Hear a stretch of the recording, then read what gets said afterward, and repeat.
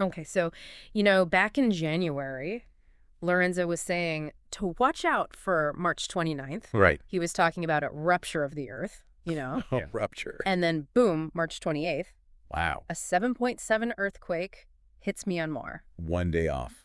1 day shy of that date, and right in the ring of fire. It's like you put a pin in the map. The exact area he highlighted. And I think that's what's so fascinating for, the listener, Right. is that the prediction and the event line up. Yeah, both the timing and the location. Yeah, Lorenzo had specifically pointed to, like, late March, early April. Right. He was talking about these seismically active zones. Right, and if you remember from that earlier deep dive, he was very clear about keeping an eye on those months. Mm-hmm. March and April, watch the solar eclipses, he said. Yeah, and the areas. Yeah, pay attention to the ring of fire, he said. The Himalayas. The Himalayas and the Mediterranean. He said the planet doesn't run on our schedule. Right, Yeah. and now we see this powerful earthquake, and it's not just any earthquake. No. It's in a zone he flagged for us. This is what makes you think, right? Yeah? Makes you wonder when a forecast is that close.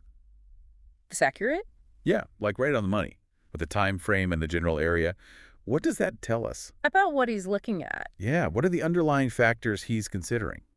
It makes you want to understand those connections a little better, right? Absolutely. Those connections he draws between, what's happening in the sky and what's happening down here. Exactly. And he's not saying Myanmar is the end of it. Right, this is not like a one and done. No, this is just the first domino.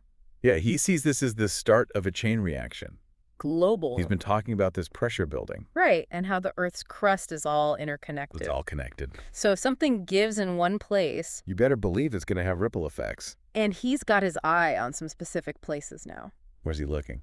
He's pointing to Greece, Turkey, Iran, the Aegean. Oh, wow. Those are some big ones. He says those regions could be next. So when we think about those places, Right. Greece, you've got that Hellenic Trench. That's right. Turkey, you've got the North Anatolian Fault. Major fault lines. Yeah.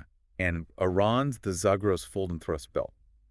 You can't forget about the Aegean plate, It's like a powder keg just waiting. especially when you look at it through Lorenzo's lens. Yeah, he's talking about these heightened planetary influences. Right. So when you combine those geological systems Yeah, with his forecast, it really makes you pay attention. definitely. And remember, he also talked about the solar eclipse in Aries. Yeah, I remember that. And he wasn't saying it was the final event or anything. She Okay. called it an opening shot. An opening shot. I mean, that framing alone should make you think. It's like the starting pistol.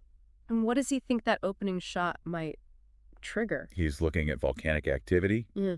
He even specifically mentioned Santorini. Right. He's also talking about political instability. In some major players. Yeah. The U.S., Russia, the EU. He's talking about aftershocks. Not just the ground shaking. Right, but ripples that'll go through our whole society. Wow, so this isn't just rocks and dirt he's talking about. No, this is a lot bigger.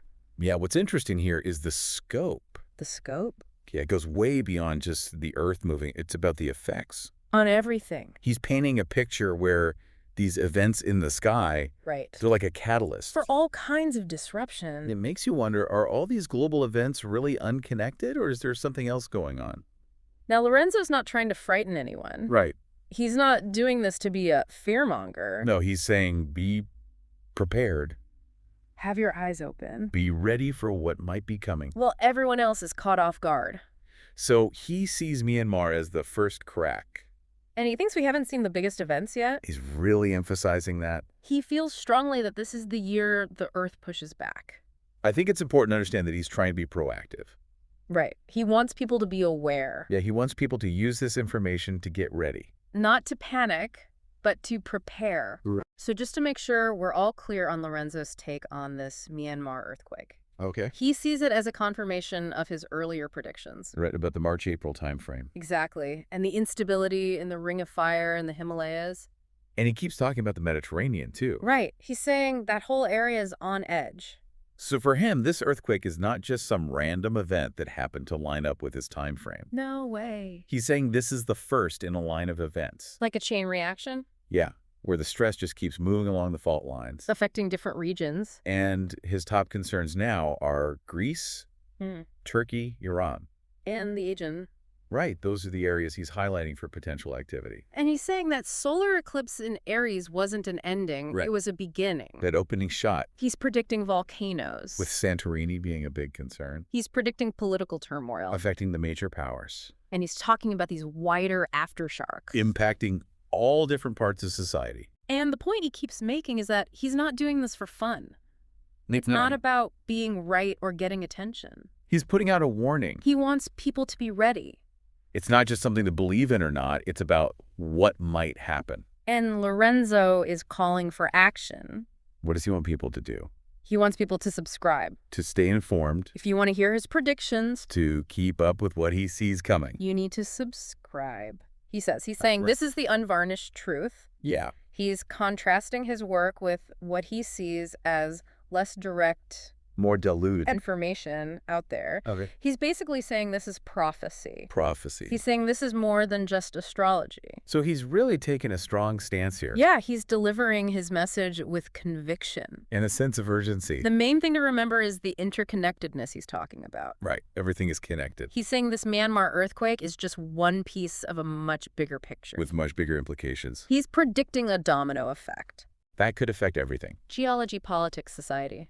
It's a lot to take in. It is. But whether you believe in astrology or prophecy or not, This is a framework for thinking about the future. a way to consider what might be coming.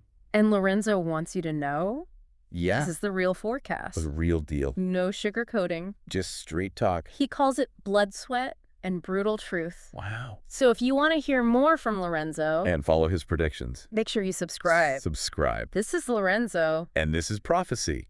not just astrology. Prophecy.